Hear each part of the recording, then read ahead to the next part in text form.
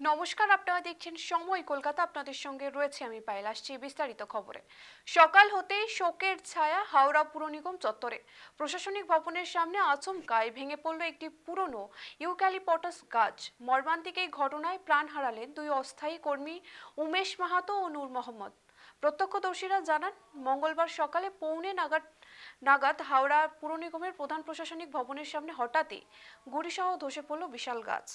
আর এই মুহূর্তে আমার সঙ্গে রয়েছে আমাদের প্রতিনিধি অর্পণ। সাত সকালে এরকম একটি মর্মান্তিক দুর্ঘটনা, এই ঘটনা কিভাবে ঘটলো যদি বিস্তারিত জানাও। দেখো, একেবারেই এই ঘটনা কিন্তু ভোরবেলায় ঘটেছে এবং সেই সময় ওই পুরসভা চত্বরে দুই কর্মী, তারা একজন স্থায়ী এবং একজন অস্থায়ী কর্মী, তারা সেই সময় ওখানে উপস্থিত ছিলেন ওই পুরসভা প্রাঙ্গণে।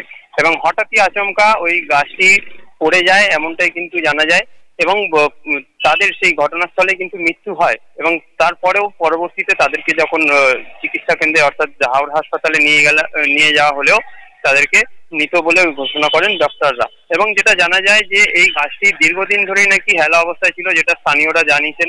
তবে এই বিষয়ে প্রশাসনের তরফ থেকে অর্থাৎ পুর প্রশাসক তিনি কিন্তু এই বিষয়টি একেবারেই অস্বীকার করেছেন যে গাছটি হেলা অবস্থায় ছিল না। তবে কিভাবে এই ধরনের ঘটনাটি ঘটলো পুরো বিষয়টি কিন্তু খতিয়ে দেখা হচ্ছে এবং যেটা জানা যায় যে এই দুইজন অর্থাৎ দুই ব্যক্তির যে পরিবার, তাদেরকে কিন্তু ক্ষতিপূরণ দেওয়া হবে এমনটাও কিন্তু জানা যায়। ধন্যবাদ অর্পণ। যেমনটা জানালো আমাদের প্রতিনিধি, ঘটনাস্থলে মৃত্যু হয়েছে ওই দুজন কর্মীর। খবর পেয়ে পৌঁছয় হাওড়া থানার পুলিশ।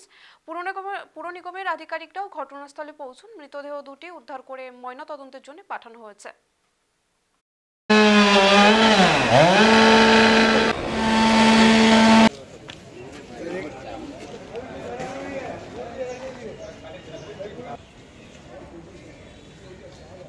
এটা গাছটা আস্তে আস্তে বহুদিন ধরে মানে আস্তে আস্তে হেলতে শুরু করেছিল। গাছের ভিতরটা পোকা লেগে গেছিলো। এদের কোনো মানে অফিস কর্তৃপক্ষর কোনো ছিল না।